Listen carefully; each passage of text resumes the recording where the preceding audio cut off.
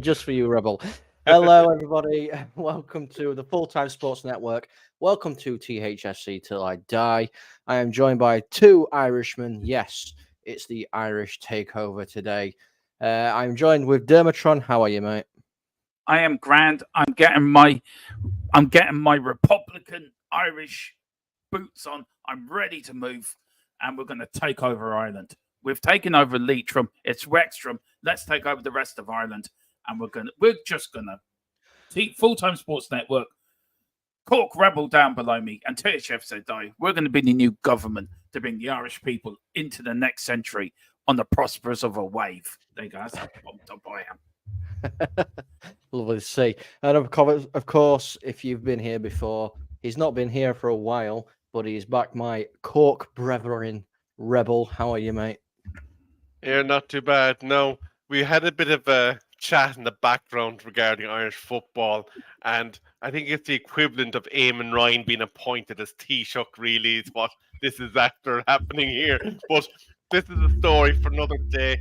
I won't drive the steel toe caps that I have currently on my feet into the goulads of Mr. O'Shea just yet. But I've been doing okay. It's been a quiet time in the streaming front, but yeah, sure, any time for a bit of therapy is always a good time. Awesome stuff. So before we get in, I do have to do the housekeeping, and that is, of course, we are sponsored official partners, should I say, with Wraith Energy.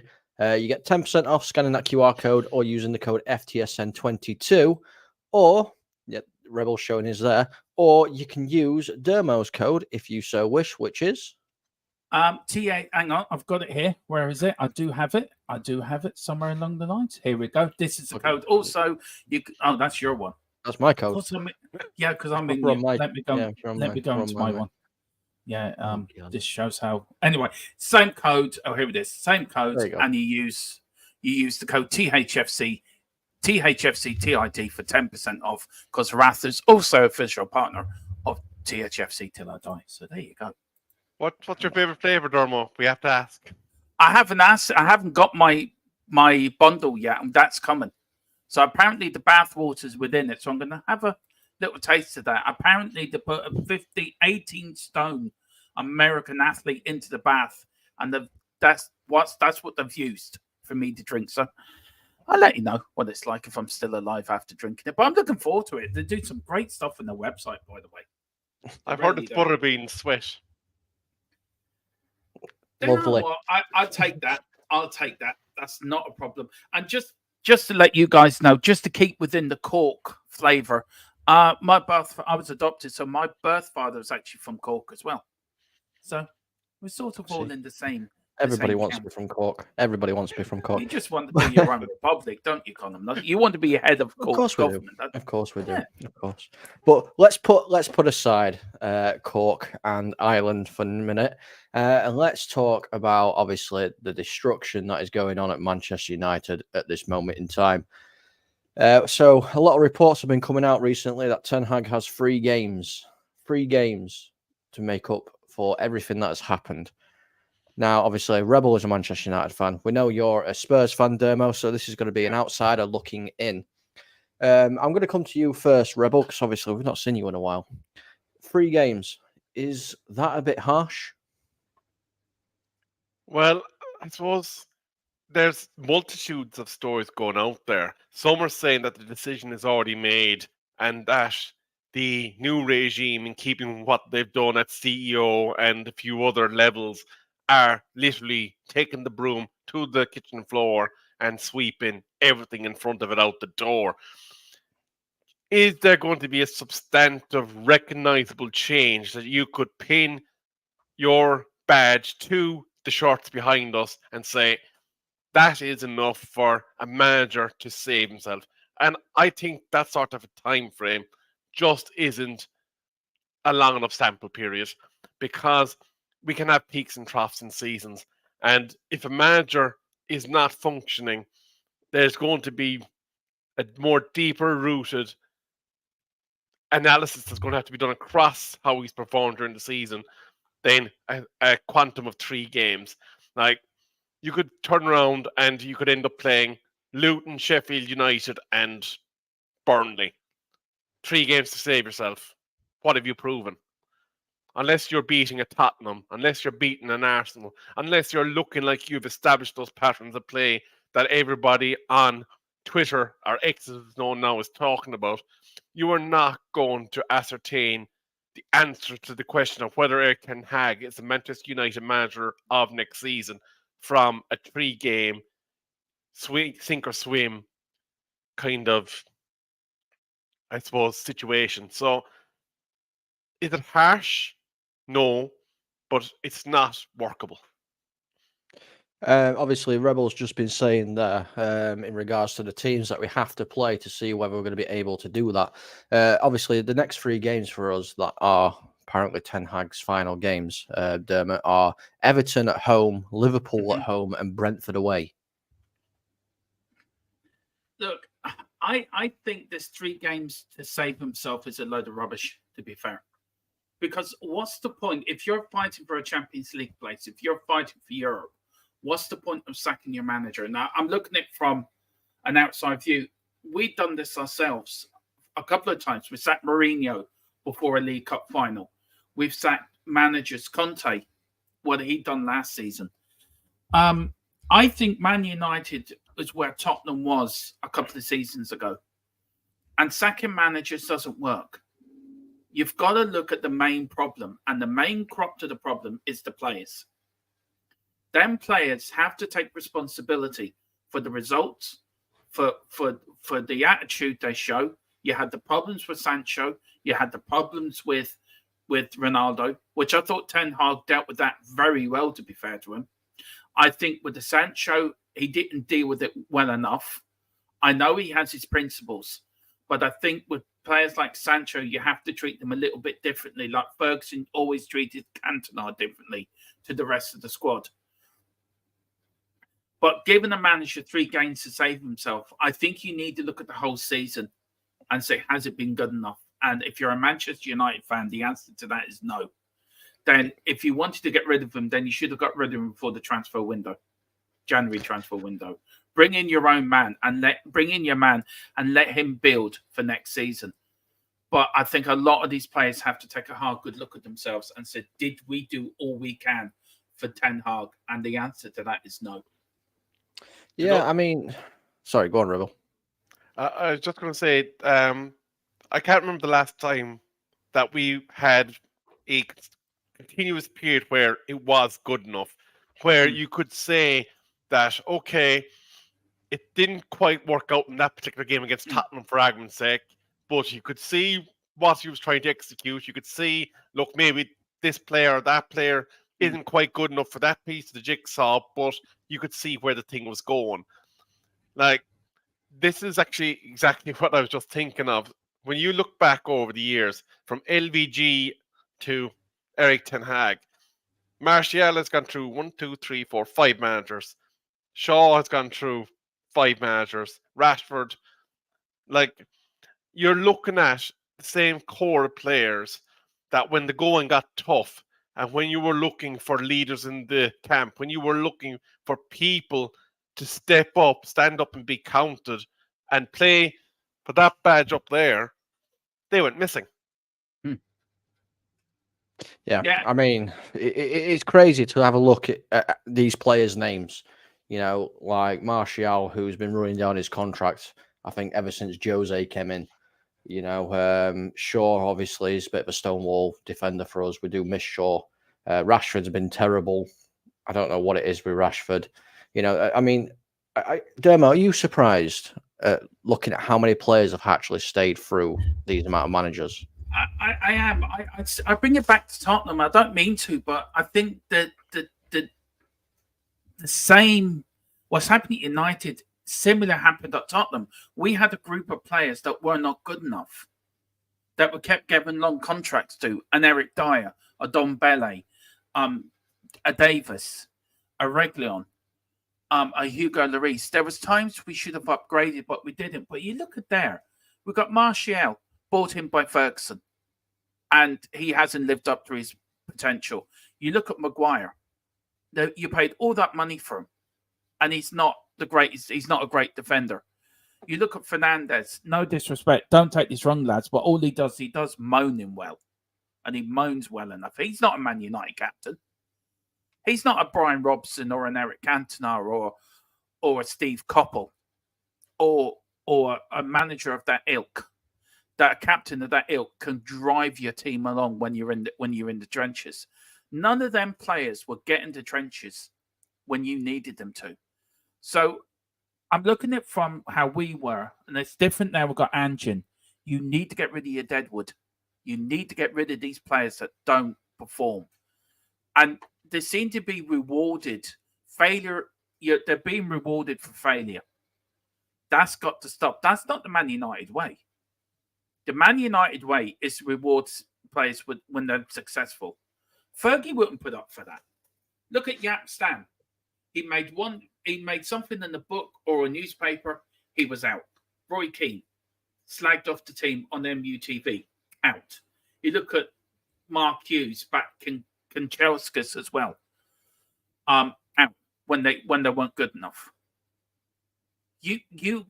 Man United was the team of discipline. Man United was the team of you wouldn't step out of line.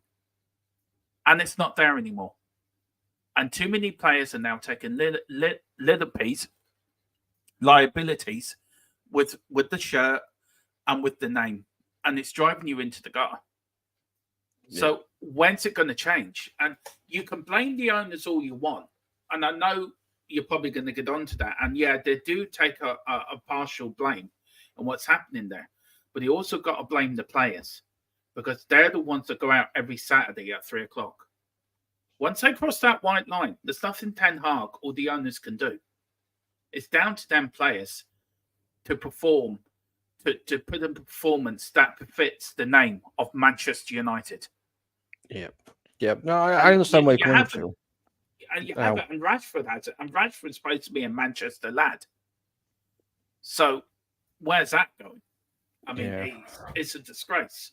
As a football fan, seeing Man United like this, I'm putting my Tottenham hat to one side, but as a genuine football fan, it's very sad to see.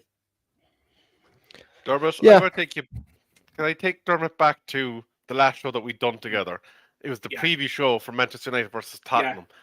And we'd given up. We'd already surrendered, waved the white flag and said, we ain't winning this. There's problems here. And what you were saying about the players once they cross the pitch rings home very true, because what I would mention to you there is that Manchester United bought Casemiro for the price of £70 million. Now, don't get me wrong, being one of the greatest midfielders in recent decade, has been well decorated. We got a season out of him, and this year it looks like his legs are falling away. That quarter inch of pace that he would have had that got him to tackles before or let him get booked this time.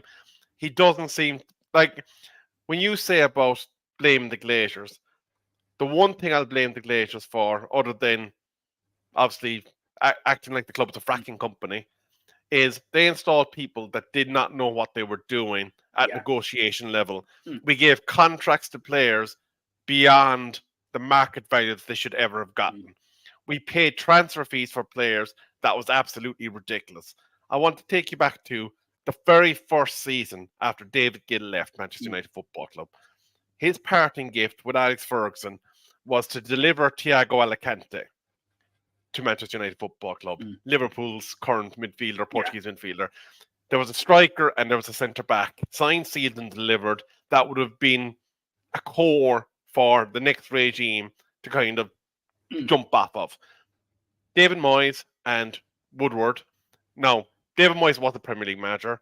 He took a shot, and I'm not going to have digs at him, but Ed Woodward was never a person that was capable of handling the football intricacies that's required for someone that we now call a director of football.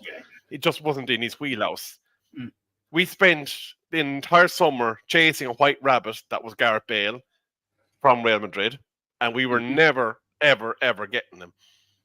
And we eventually then paid, I think it's 20 million extra for a Belgian from Everton, more than the start of the season, if we really wanted Marwan Fellaini, we had triggered his release clause when it arose at that first month in the transfer window, and it would have been done.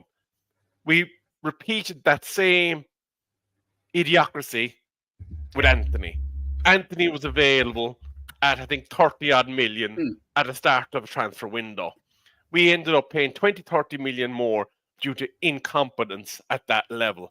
Yeah. And finally, what I would say is the people and the personnel that the Glazers appointed, they were focused on the commercial value of putting a certain player in that shirt behind me and what it could mean in terms of income in order to allow a dividend to take place.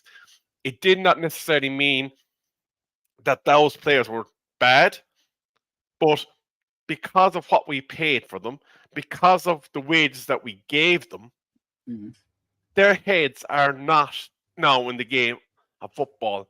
And we are battling up a waterfall instead of trying to build a team. Now, if all that other stuff happens in the background, that there's a commercial income, that, do you know what? If the Glazers were taking 150 million a year, but we were still competitive on the football field, do you think any Manchester United football fan would be looking at it? Nope. Hey, you're going on there about the signings. I've actually got them here. Eric Ten Hag's signings.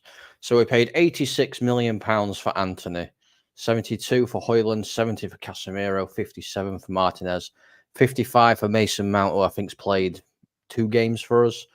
Onana, 47, Malacia, I don't know where he is at the minute, 14 million. Bendia, 4 million. Obviously, Ericsson and Evans on a free. I mean, we've massively overpaid. You've overpaid in a lot of players there, to be fair. Mason Mount, you overpaid. Onana, I think you overpaid. Højlund, I think Højlund will get better. I think you probably paid the right amount of money for him because he will become a decent striker. Anthony, you overpaid. It's just, we look at Daniel Levy. We criticise Daniel Levy for not spending money. But by Christ, he does do it properly. And you look at Man United, you've just, unlike Chelsea, you've just went out to the middle of the street and pissed your money up against the wall on certain places. It's the only way of putting it. And that's what you've done. The Glazers have done that. And you wouldn't have done that under Fergie's time. You wouldn't have done it even under Ron Atkinson's time. It's a different shift. Man United is not the same Man United it was 10, 15, 20 years ago. This Manchester United is a club that's, full of cancer. Yeah. And the cancer starts at the very top. There's a couple of comments there. Do you want me to bring them up? Yeah. I was just about to do it anyway. So yeah. Feel free. Yeah, go on. I'll let you read them. Go on. So Wayne Bonner saying, good evening, everyone. Hope you're all well. The problem with United is they have way too many problems at the club that haven't been dealt with, and it'll only get worse. Is 100% right. United need a complete overhaul from top to bottom. They used to have a team to be proud of, but they have individuals who shouldn't be there. That's a statement I completely agree with. 100%.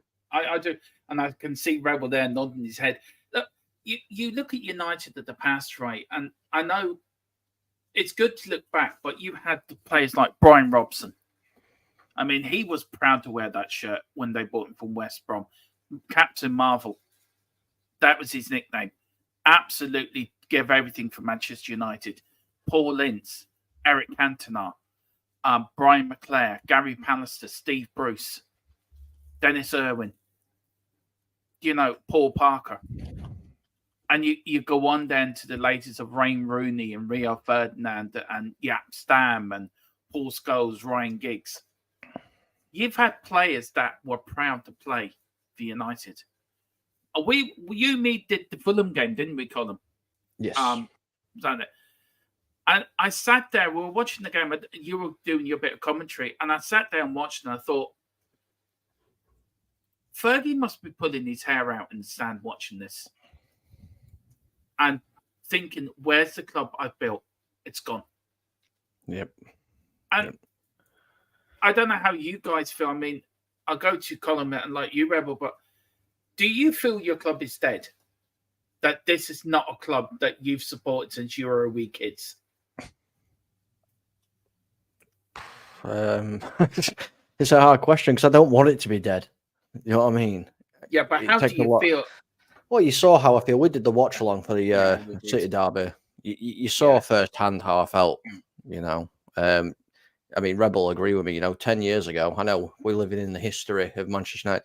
10 years ago, you know, we'd be laughing, singing, and joking about how rubbish City are. You know, 10 years ago, we'd be laughing and joking, you know, because we've put 4 or 5 past a team like Fulham, or you know, a Sheffield United, or a Burnley, a Villa, and now we're struggling to keep up with the likes of Brightons and Villas and Newcastles, and no offense, Spursers.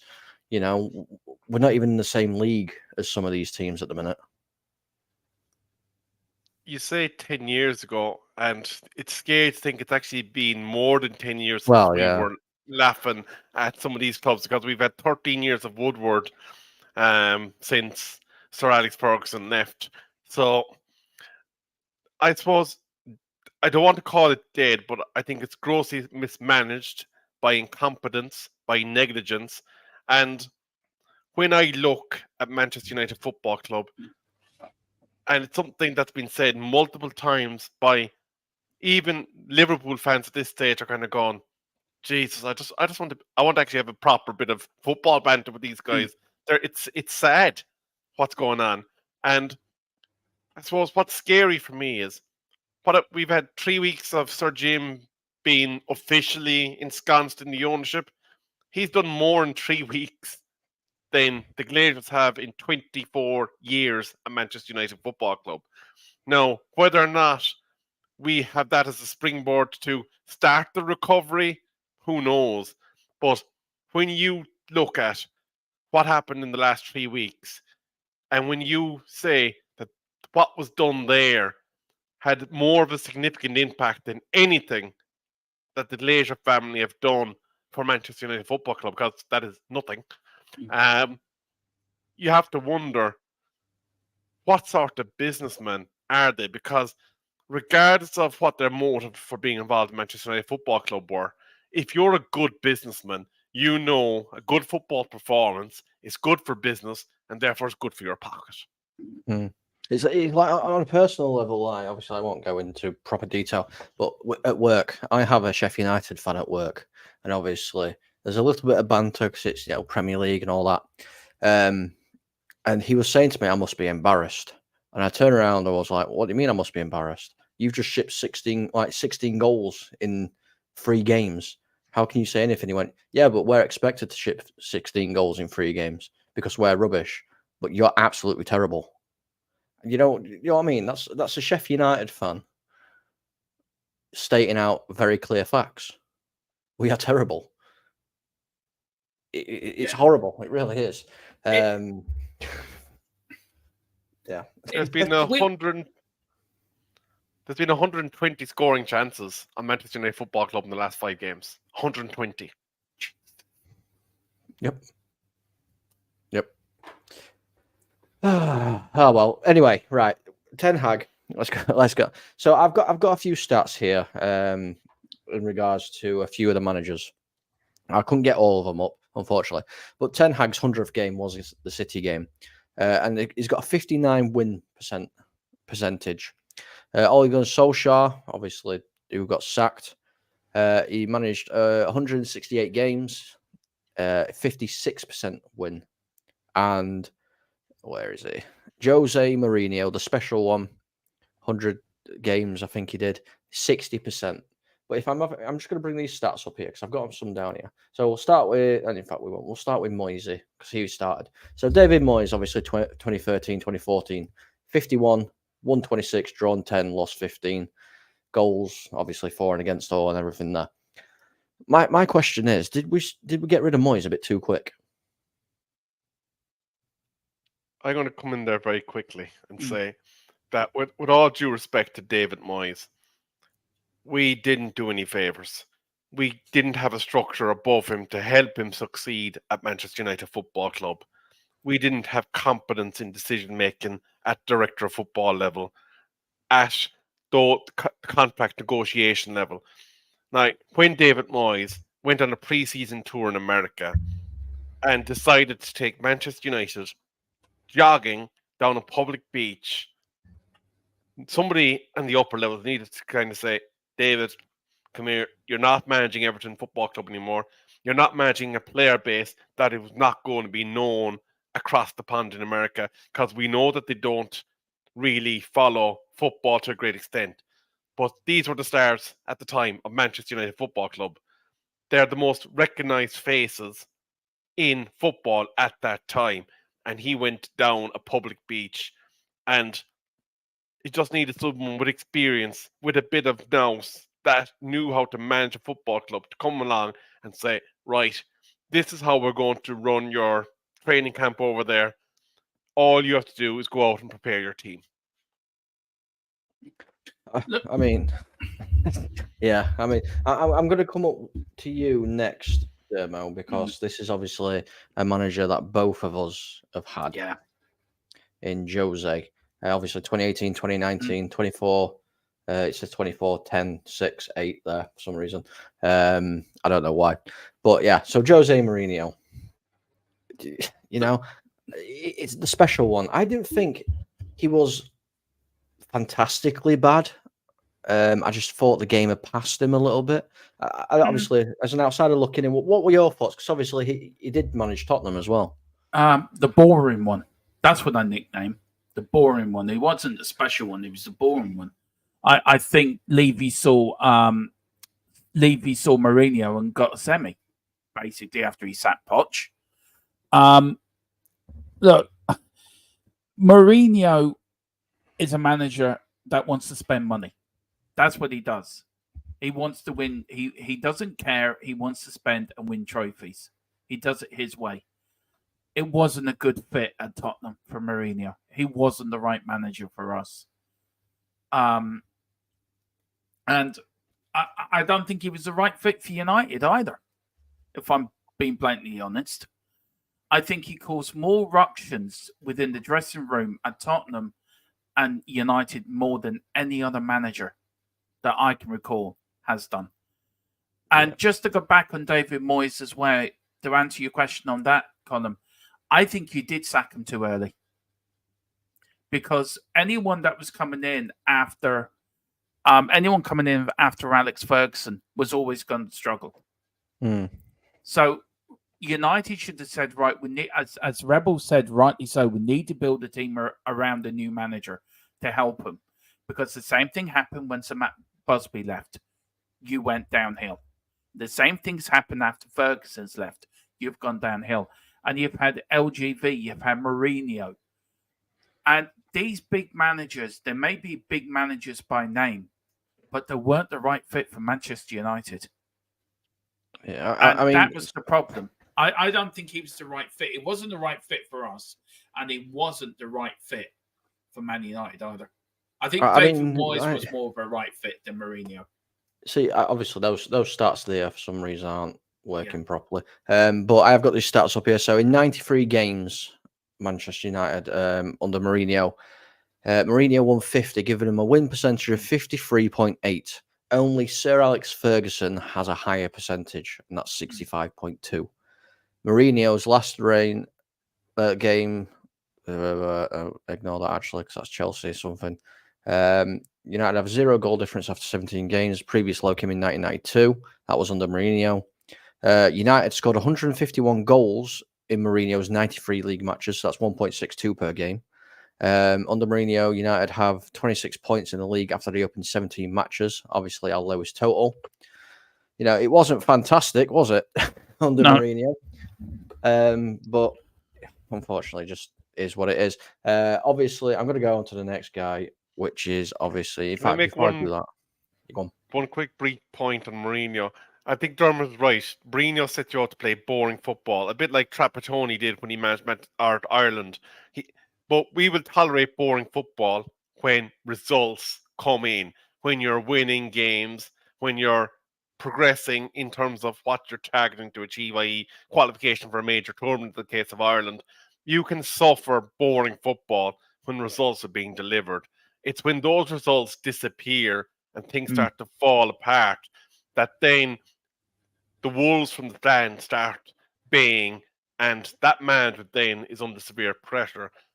But what I never understood with Tottenham that time, even though I agreed that he wasn't the man for Tottenham to kick him on, stacking a man that's won pretty much every cup final he's nearly played in the day before a cup final never made sense to me. But when you look at Mourinho, and I think he said this in his press conferences, he looked for certain players to be signed for Manchester United Football Club. The Glazers, via their personnel that they've employed, did not deliver those players. Now, did that mean that put cracks in his boring defensive football? Possibly. But I think when you're playing boring football, you need to be delivering results. You're right, 100%, 100%. Just before I go on to the last guy, I just want to say hello to a few people because they have popped in. Bobby, how are you doing? Yes, I am friends with somebody. Well, not friends, he's a work colleague with somebody who is a Yorkshire club and a Sheffield one. I sleep by drinking lots and lots of whiskey. That's what I do. We have got Wayne here saying he liked Moyes, always rated him. He builds teams, which is what United need after that Fergie era. It just didn't quite work out for him, I suppose. Sonny is saying hello. Hello, Sonny. Bobby's being mean again, Dermo, as usual. Right, Bobby, just do us a favour. Go back to South London. Leave North London alone. You've overstayed your welcome. The rent hasn't been paid for about 30 years. And can you just please go back to South London? You're stinking out North London and we don't like the smell. Tequila says, lol, Man United. Hello, Tequila. Nice to see you too. Just lol, Porcom. Hello to Sonny KL as well. Again, he's on Twitter and on here. And Tequila saying no laughing track. Can I just say that on the subject of poor Cullum, I want to thank Cullum for the performance of his beloved Donny Rovers at the weekend. Their loss contributed to a 4-timer on a 3 p.m. docket that I had and made me a lot of money. So thanks very much to Donny. Anyway, let's move on. The last person I'm going to speak about here is Ollie. So Ollie's at the wheel. Yeah, Ollie's at the wheel. Everybody remembers Ollie at the wheel. It's got his 2021 there. Played 17, won 7, drawn 3, lost 7, goals for 28, goals against 29. Again, I don't think all these stats are properly up to date, but Rebel, thoughts on Ollie? Well, it's actually quite poignant that Ollie's being mentioned because he recently done a show with Gary Neville et al. On with a foot. What I can't remember what it's called. Stick to Football or something along that line is the name of the show. But he was quite cutting of the way Manchester United done their business while he was at manager. Now, was he ever the guy to lead Manchester United Football Club? Probably not. He's a nice guy, club legend on the pitch. Did a great job for us as a temporary manager when he came in to kind of finish out the season. But when you look at certain aspects that Ollie has pointed out, Haaland, when Ollie was at Molde, was mentioned to Manchester United Football Club. We didn't have €1 million to pay Molde to bring Haaland to Manchester United Football Club. We could have had Jude Bellingham for 2.5 million. We could have had Enzo Fernandez, who's at Chelsea, for 5 million. He's pointed out lots of problems in terms of Manchester United not willing to put change, and I mean change in respect to the budget of a football club, forward to get possible future stars. Would Haaland be the player he is today if we'd succeeded to get him? Maybe not, but we will never know. But Ole Gunnar Solskjaer, the one thing that he always looked to set up was a bit of pride in this shirt. He wanted his teams to run. And I think even Dermot will acknowledge counter-attack was very, very dangerous when Ole took charge of Manchester United Football Club. We could be from one end of the pitch to the other in the blink of an eye and possibly having the ball in the back of your net. He had that aspect of the game sewn down, and you could see that pattern was entrenched in Manchester United Football Club. Where Ali always failed, though, was when teams put a low block in front of him and there was 2 walls of 5 and we couldn't break it down. That's where Manchester United Football Club struggled, and we were waiting for that one fast break to beat inferior teams.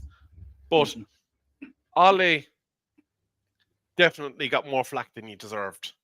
Ali aged visibly under the camera from when he started to when he left. And you even notice now when he was in stadium to watch his daughter play for the ladies, he's got some of his younger features back again, because this level of management, it ages you. We see it with Jurgen Klopp, it aged him. We've seen it with Jose Mourinho, it aged him. And it definitely aged Ole Gunnar Solskjaer. He's not wrong, Dermot. You're muted, I think, Colin. He's not wrong at all. And look, I like Ollie. I did. I must admit, I do like Ollie. And I felt, I don't know if you guys, I felt the job might have been too big, but he brought something. He brought the Alex Ferguson type of discipline to Manchester United after playing under Sir Alex. He brought that discipline back to the club. He brought, you have to be proud to wear that Manchester United shirt. That red devil on your shirt is what you play for. You don't play for yourself, you play for the fans that come week in, week out to Old Trafford and away. You play for them. And I feel a lot of the players that are in this current squad don't. I feel a lot of players, and Ten Hag doesn't get United. This is the problem. Ten Hag doesn't get the philosophy, the DNA of Man United. Ollie did. Ollie got it. Ollie's been in it. He knew what Man United meant to the fans in Manchester. He knew what Manchester United meant to himself. So if the manager is proud to be there, that's going to relate on these players, that they're going to be proud to play for the club. Where at the moment, under Ten Hag, there's no pride there, because Ten Hag doesn't know what it means, what Man United means. Man United means pride. It means work hard. It means never give up. It means, being successful. United were successful for one reason and one reason only: hard work. Them players under Fergie didn't stop or didn't finish until that whistle went. And I know, Colin, we've watched United a little bit over the years, since we've become together. And can you really put your hand on your heart and say, them players now care about the club? See, we're talking about players there, not the manager. I mean, I think a lot of players don't care. Yeah. I think a lot of players don't. Yeah, I think Ten Hag doesn't care. Ollie did care, and that was the problem. Ollie cared deeply about the club. He cared deeply about the fans. He cared deeply about how his team was going to perform under the pitch. They had to play the Man United way. I mean, sorry. I think, are we being too hard? Are we actually being too hard on Ten Hag? Like, obviously, FJT here is saying up here somewhere, yes, time is up, and he expects losses now, no top 4, stuff like this. I'll give you 20 mil for Ange and Ten Hag. You know what I mean? No. Are we actually being too hard on Ten Hag? I mean, if we look at his Premier League record, okay, he's had 100 matches or whatever in total, but his Premier League record: 65, 37 wins, 8 draws, 20 losses, 95 goals for, 82 goals against, 3 Manager of the Month awards, a final, a trophy, and another final. Are we actually being too harsh on Ten Hag, considering what he has to work with? No. I don't think you are. I think Ten Hag was brought in there to win the Premier League. He hasn't won you the Premier League. So there's going to be criticism. United don't go for the FA Cup. United don't go for the League Cup. They want to win the Premier League. You haven't won the Premier League since when? 2013? Last time you won the Premier League? He was brought in to win you the Champions League and Premier League. That was his main objectives. He hasn't done his main objectives.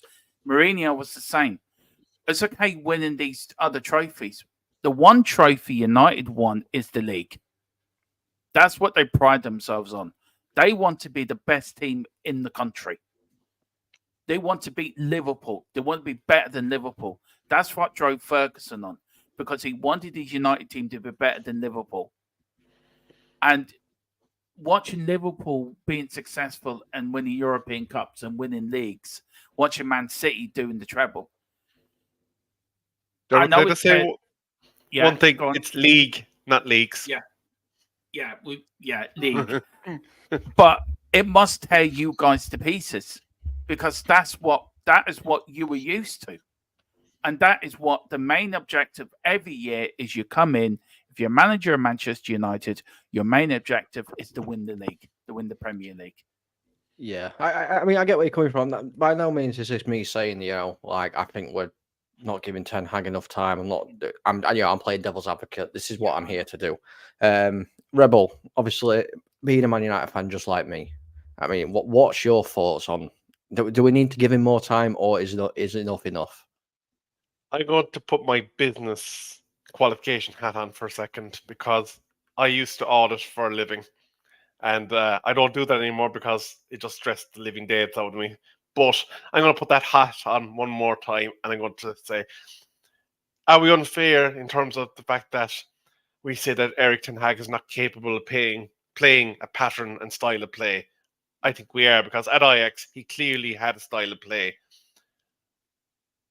Is Erik ten Hag underachieving with the players that he has? Yes. And from a business perspective, I think when you look at what's happened with the CEO, the director of football, they're looking to appoint a head of recruitment, there's a big wind of change coming through Manchester United Football Club. And regardless whether the fans at this stage think Erik ten Hag can right the ship and have it benefiting from the headwind or not, I think the time's up. That decision has been made. We started the show talking about 3 games. It's over already. I think in their heads, Ineos, Brailsford, and all the bodies that are coming in are doing their homework to find the next Manchester United Football Club manager, whoever that may be. And they're looking to bring in someone where they don't repeat the cycle. Manchester United should be challenging for the league. We should be kind of going on 2 shows like we used to and having a bit of banter with Tottenham fans. They could getting it back good when it blows up in our face, and vice versa. We are not at the moment at the table with Manchester City, with Liverpool. Forget Chelsea, because they're broker than shit, because Todd has absolutely destroyed them. But it kind of brings you back to one point, and that is American owners, by and large, are a problem for the Premier League, because they are trying to attribute a franchise mentality to a football club, and it does not work. Todd Bowley probably had a microphone inside in Dan Levy's office, a microphone inside in Murtaugh's office, a microphone in whoever's above Arteta's office, because the players that he was buying and paying massive amounts of money for just did not make sense. And he probably shipped out a manager that was best equipped to maybe right the ship eventually in Potter for a person that was an absolute disaster for them. But Chelsea Football Club, Manchester United Football Club are key examples of what happens when you're ran wrong from the top down. But to go back to your question and to summarize, I think any criticism that is based on the performance on the field, that is not solely and exclusively to have a dig at and to call out unnecessarily anybody, is fair comment. And it is fair comment to say that Erik ten Hag has not achieved the levels of success that is expected of a Manchester United manager, and ultimately his position is untenable. Yeah. I mean, I'm before we just go into the last segment, I'm just going to quickly hit some of these because we've got loads of people just putting loads of chats in. I weren't expecting this many people to actually be talking with us. Tequila wants to know if either me or you can outdrink Rashford. I reckon. Stay humble, saying we've been hearing this for the last 10 years. Man United have finished and they have their heads above water thanks to their financial power. We actually don't have any financial power at the minute. That's one of the reasons why we're in this situation. We've got FJT saying, I'm not watching United ever again until he's sacked. You don't get it.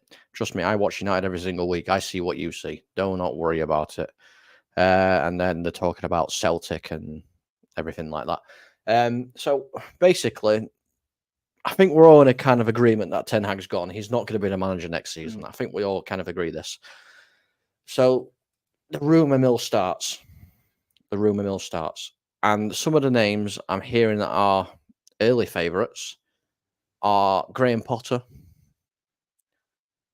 Thomas Tuchel, De Zerbi, and the one that I really hope it's not, which I've seen today, is Gareth Southgate. Yeah, Rebels. Just yeah. Which one do you definitely not want, Rebel? Well, Gareth Southgate, definitely not. I don't want Tommy Two Hips. I think he's a fraud. I'll be honest with you. I think I looked at his career, and barring one appointment, after 18 months, he's left any appointment that he has gone through. I would go knocking on Aston Villa's door and look for Unai 10 times before I would even consider Tommy Two Hips. I don't believe that he's the man for the job. Potter and De Zerbi, I have deep concerns about anybody from Brighton at this stage after watching Casado and a few others after they've left that club. Because I think the only one that's been a success after Brighton has been McAllister at this point. Because anybody that Brighton didn't want to get rid of is still playing for Brighton Football Club. So I would have major concerns there. Who else did you mention? There was the sporting manager that's been linked with the Liverpool job, the Chelsea job, the United job, and any job in the Premier League at this stage. And I would have concerns that we would have something similar to what's after happening with Ten Hag, and that his style of football would not translate to Premier League, and that we would be repeating the cycle. There's rumours because Nagelsmann's contract is up this season with Germany, and the fact that Klopp is leaving Liverpool Football Club, that he may become available. Now, it's a different style of football. It's Klopp's style of football, roughly, that he's playing. How long would it take him to establish that Manchester United Football Club? Who knows? But I think that could be an interesting one. But the names that you mentioned today, no, and no. Dermo.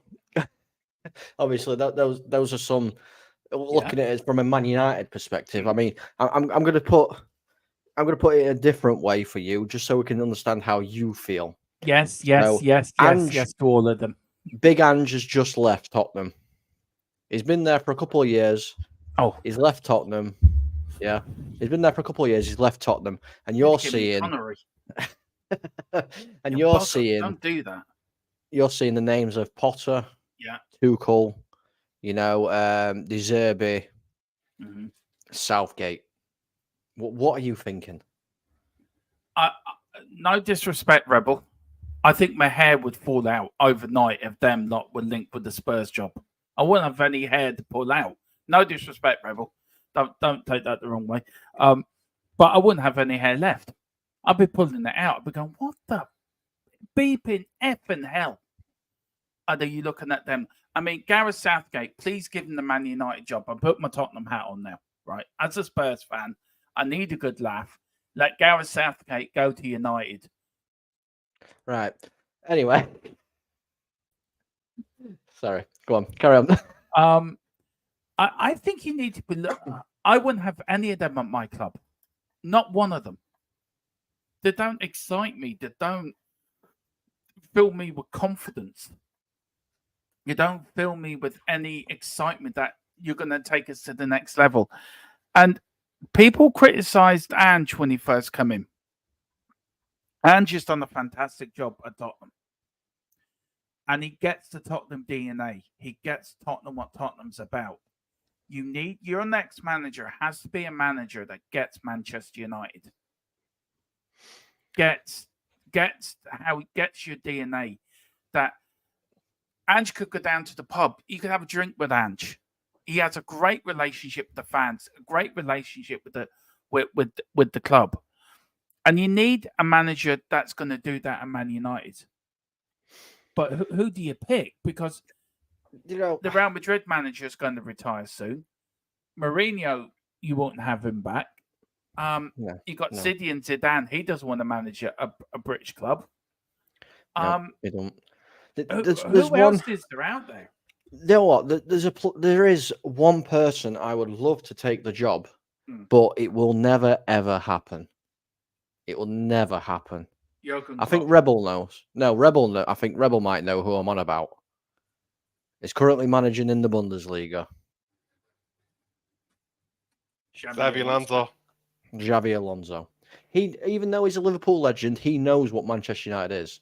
You know, he's played against Man United that many times. You know, it's been drilled into him. You know, when you play against Manchester United, you've got to play to win and all this and all that. And he's fantastic. Look what he's doing at Leverkusen. You know, he's doing absolutely amazing work there. But he's going to be the next Liverpool manager. Yeah, it boils down, Colin and Rebel. It boils down to a manager that gets the club. That's what you want. You want a manager who gets the club.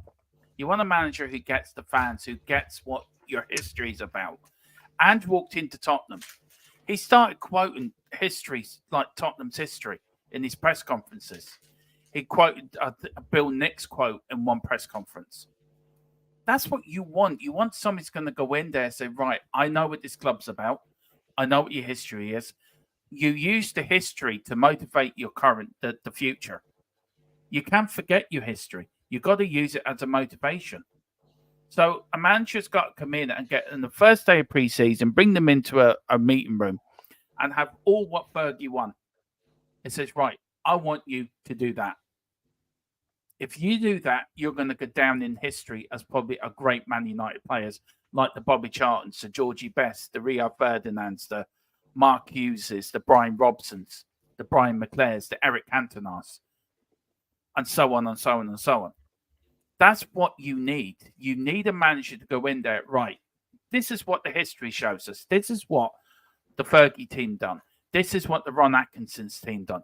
This is what the Tommy Doherty team's done. I want you to match that and make the players believe that you can match it. And they'll have a lifetime of, they'll be forever remembered. The team under Ten Hag will never be remembered because they're not good enough. And do you know, it hurt us when we went through us at Tottenham under Mourinho, under Nuno, under Conte. It hurt us. I was hurting. I didn't want to know my club. Now I'm in love with my club again because of Ange and what he's doing and what he's bringing. I know you two are hurting. You are hurting because your club is not doing what it's supposed to be. Your club is not where it's supposed to be. And it hurts you. It kills you inside as a fan. All you want is Manchester United to play the Man United way. For a player to go out at 3 o'clock on a Saturday, give 120% for that shirt, for that badge. Win, lose, or draw, you can say they tried. You can take a defeat if they've given 110%. Them current Man United players are not given 110%. You've got a goalkeeper that can't goalkeeper. You've got defenders who can't defend. You've got a captain who all he does is moan. He's not a Man United captain. He's nowhere near what a Man United captain should be like. He should be like a Roy Keane or Eric Cantona or Brian Robson or players of that ilk. You've got a striker that will come good, but you don't have that Eric Cantona type player to swing a game. You haven't got the Ryan Giggs to run down the wings. You haven't got a manager that knows what it means to be a Manchester United manager. And you've got owners who don't know what it means to own a club like Manchester United. And it's from top to bottom, you're rotten to the core. And it hurts me to say that because I admire what Ferguson done with United over the years. Didn't like it. Yeah, got upset when you 3-0 up and you beat us 5-3. It hurts me when he says, well, it's only Tottenham, lads, don't worry. But where's that gone? Where's the fight? Where's the energy gone? It's gone because the owners have sucked it out of your club. It's gone because players don't care. It's gone because the manager doesn't care. Man United is crumbling. The stadium's crumbling. Your foundations are crumbling. And to see, like, I saw Colum's reaction with Man City. That tells me, he showed me how much he's hurting. You're hurting as well, Rebel, with the way of your love of United. And it's got to stop. We had it at Tottenham, and we're lucky we found Ange. You need an Ange to come in to your club and restructure your club from top to bottom. That's what you need. I'm sorry I went on a little bit, but No. It's how I feel. It's how I can see the hurt in you two, and that's not nice. That's not nice to see another fan hurting. But, As a football fan. I mean, obviously, Rebel, you can say what you're going to say, because I know you wanted to jump in. But, I mean, you'll agree with me. You know, it's been passed down from generation to generation to generation. You don't choose Manchester United. You're born into Manchester United. You know, it's not a club that you just decide you're going to choose. Absolutely. And if Manchester United didn't exist tomorrow, there would not be another football club. That would be it. There's not going to be another club that I'm going to put my stock in and say, right, from here forth, I'm going to be a Wolfsburg fan, for argument's sake. That just doesn't happen. Over the years growing up, defeat always hurted. But, you know, you take your digs with your cake, and you always knew that you were in the fight, that you were competitive, that you were putting yourself forward for those trophies. But now you can't say that. And a lot of what Dermot was saying just was resonating and hitting home. Crumbling foundations, stadium with concrete falling on top of patrons, roofs leaking, piss-filled bathroom floors. Like, the standards at Manchester United across the football pitch, the infrastructure, and those in the executive levels has not been up to snuff.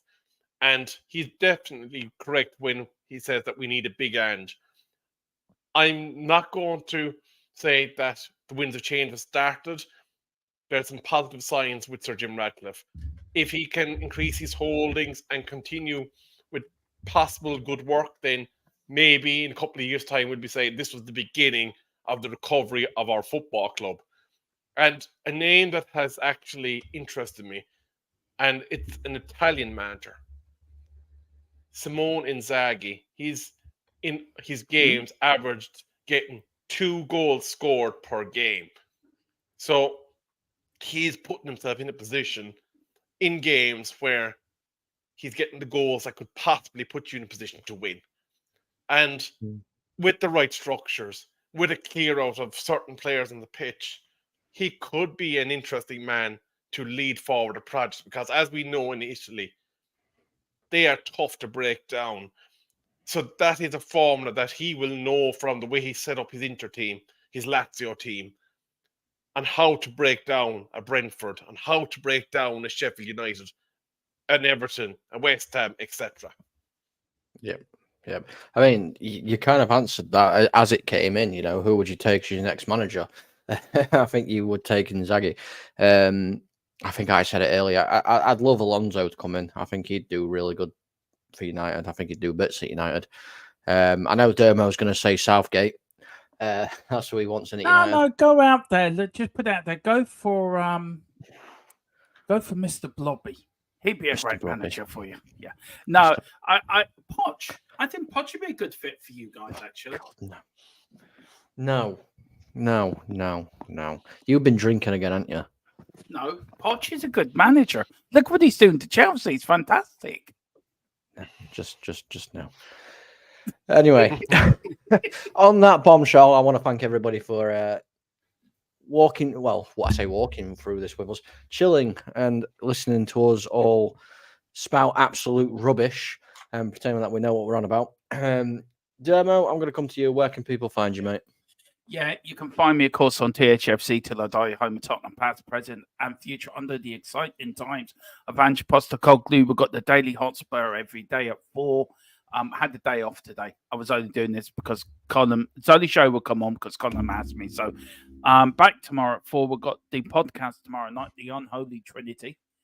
The most on religious Irishmen you're ever likely to meet. Moses, me, with smoke coming out my ears. We've got Philip Brady, the devil, and then we've got Dave, Angel Gabriel. As we cover, I'm bluffing. Just take me off. I'm rambling. I can't get my teeth in my head. We're on tomorrow night at 9. Just hit the like button, subscription button, and gets to 2K, and get these guys to 1K. And it's always a pleasure coming on with you as well, Rebel. I'm sorry, I'm rambling, and I have not been drinking. He says he hasn't been drinking. He has been. Yeah, water. Yeah, make sure you get over there and show the guys at THFC Till I Die some support. Fantastic group of lads there. Rebel, been a long time. Where can people find you? You'll never find Rebel ever again. Yeah, I've been kind of quiet at the moment. I can be found sometimes on the Man United agenda, and maybe a bit more over here now because I have been a bit quiet on the streaming scene. At Cork Rebel is my Twitter handle on X, and it's actually there on the bottom there at Cork_Rebel. And yeah, in general, you'll probably see me inside in the comments of random streams at times, and I'm looking forward to doing a stream with Dermot on the future of not Manchester United, the future of the Irish national job at some point. Yeah. Yeah, we'll get that sorted 100%. 100%.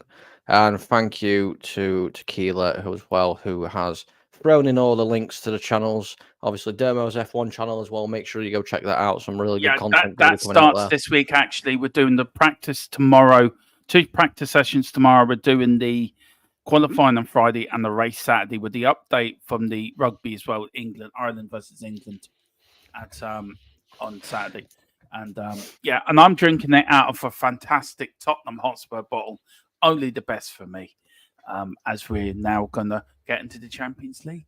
Yeah. And also, guys, please go and check out Tequila's podcast as well, his gaming podcast.